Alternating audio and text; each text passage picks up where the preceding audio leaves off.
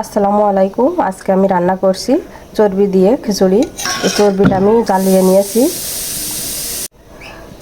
জ্বালিয়ে নিয়েছি হলুদ, শুকনো মরিচ এবং লবণ দিয়ে, আর একটু মশলা দিয়েছি, জিরা গুঁড়া দিয়েছি।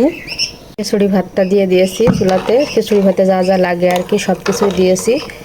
দিয়ে আমি এখানে খিচুড়ি ভাতটা হওয়ার আগ মুহূর্তে আমি এই চর্বিটা দেবো এর ভিতরে, তাহলে কিন্তু খুবই টেস্টি হবে খেতে।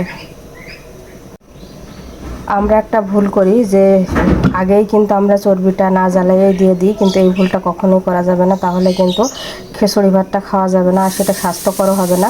সেজন্যই আমাদের সকলের উচিত যে চর্বিটা সুন্দরভাবে জ্বালায়ে তারপরে যে কোনো কিছুর ভিতরেই দিতে, তাহলে কিন্তু সব জিনিসই টেস্ট হয় আর কোনো গন্ধও থাকে না।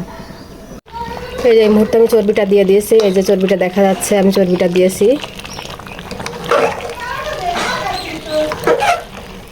চর্বিটা দিয়ে একটু ভালো করে নাড়তে হবে। এই যে চর্বিগুলো দিয়ে দিয়েছি, চর্বিগুলো দিয়ে একটু ভালো করে নেড়ে আমি কিন্তু এটা প্রেশার কুকারে রান্না করছি। প্রেশার কুকারে খিচুড়ি ভাত কিন্তু খুবই টেস্টি হয়।